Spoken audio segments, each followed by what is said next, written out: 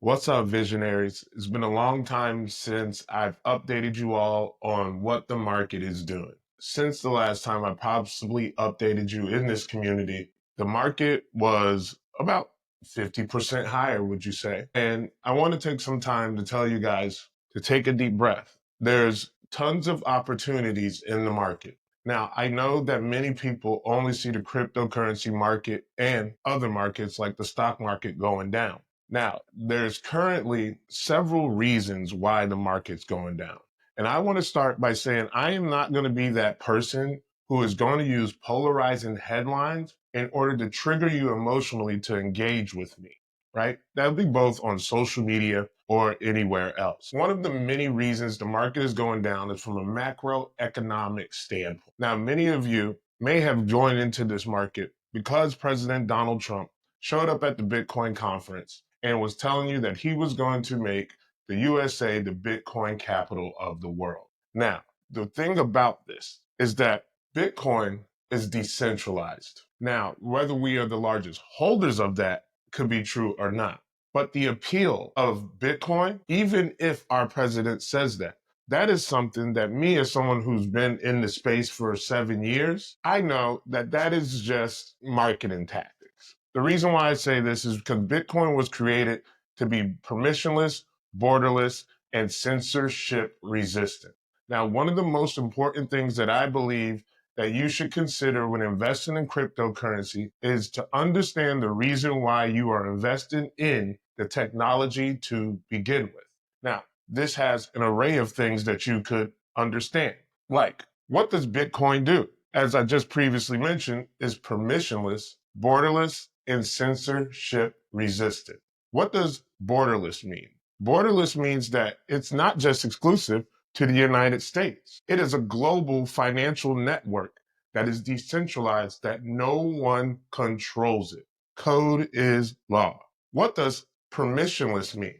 Meaning you don't have to be a citizen of the United States, a citizen of El Salvador, a citizen of France, England, Australia, anywhere. As long as you have access to the internet, you will be able to access the Bitcoin network. Now, censorship resistant.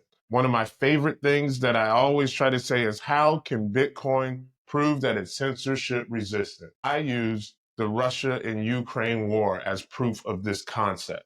The reason being is because when Russia first invaded Ukraine, the United States had put sanctions on it. Russia had utilized the Bitcoin network in order to get resources in order to continue out with their war. Now, on the flip side, being that the sanctions was there to stop Russia, Ukraine and its citizens had to evade and go to Poland. All the banks were frozen. No one had access to their money because no one was sitting in the bank while being invaded. You have to understand that about the money that you have in there now. You may think about EMPs and stuff like that with Bitcoin, but one of the things that you need to understand is that if there's no electricity, you have bigger problems than money. Now, what I mean by Ukraine needed some way to get people across the border and also needed it without access to the internet. And then that's when Elon stepped in with Starlink. But also they received donations from Bitcoin and Ethereum, utilizing the Bitcoin network in order to move funds. Now, the reason why I went on that is because now that I'm going to invest in Bitcoin, I know that it does what it says it's going to do. That is the most important thing. Many of you are investing in projects, whether it be Dogecoin, because Elon Musk is going to talk about it one day, right? Now, I'm not saying you can't make money off Dogecoin. I'm saying that when it comes to me as an investor, I'm not going to invest my money into something that I am hoping that an individual just talks about in order to pump it. That is where gambling comes into play. I want you to understand that there's two things that I believe in the crypto market that you should be investing in, and that is both narrative and merit. Now, what does narrative mean? Narrative is simply just the conversation or the momentum behind a specific thing. Sorry about that. My alarm went off. And narrative is, let me start that over again. Narrative is the ideas or the conversation around a specific thing. Meaning, just like a narrative would be that XRP is going to up in the financial payment system, right? And then this person's going to use it. This country is going to use it. This bank is going to use it. That is a narrative. Merit would be that bank, that government, that person coming out and telling you that they're going to use it, right? There's two different things when it comes to things like that. And no, this isn't just some XRP slander. It's just one of the most common things I'm asked about is XRP.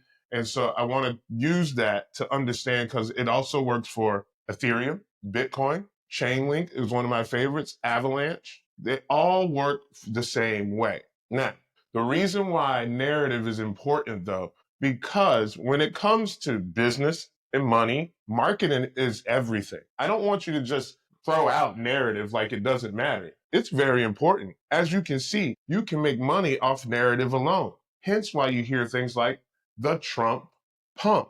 Now, when you talk about the Trump pump, all that is that we're going to have this president that's pro crypto and the markets start moving. Then, as you can see, the US based cryptocurrencies like XRP, Cardano, HBAR, and all of these other projects, Algorand, had pumped over 300% just off the news of capital gains taxes alone. Not for anything that was actually developing in the sector, in the technology, on the blockchain. See, that narrative about capital gains tax is what was moving the market previously before. Now, when it comes to smart money, you need merit. What does that mean? Now, I want to tell you that when it comes to just the capital gains tax alone, just talking about it, that is narrative. The thing that I believe that's going to trigger the bull market, the altcoin season, and all these other things is when the government puts pen to paper and pushes bills through Congress and let both parties decide whether they want to make this law or not. That is when the momentum, what is all this cryptocurrency noise going to be about, is going to happen. So I call that pen to paper. Because once that pen goes to paper, what do you have about capital gains tax? Merit. It's in writing. You can see it. It's real. Now, when it comes to investing, you want to be in position before that happens. Why? Because when that happens, retail, institutional investors will all dump money into the market because now they have the insurances on it. Now, all investing is risky. And I'm not telling you to just throw your money blindly into these projects. What you need to start doing is doing your own research and understanding all of the nuances of why you're investing in the project.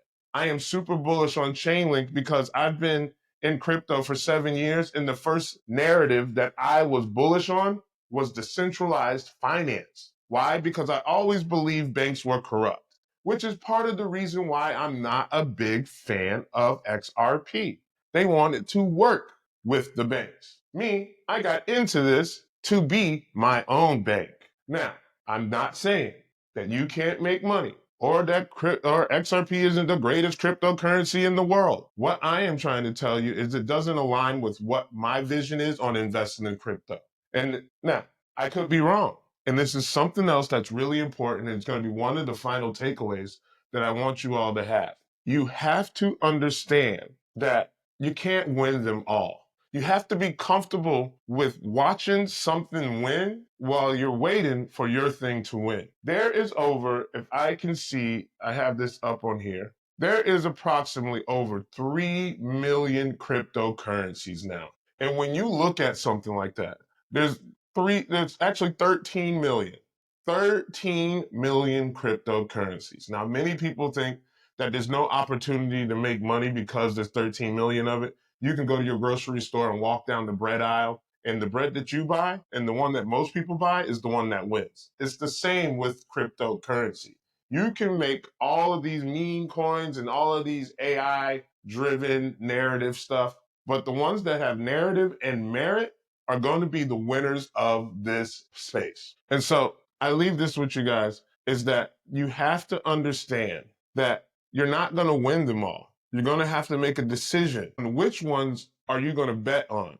Because if you try to chase 13 million cryptocurrencies and let's say you wanted to put $1 in each one and say which one wins. If you want to put $13 million all across the board and hopefully get lucky with trying to scale $1 in a project, good luck to you.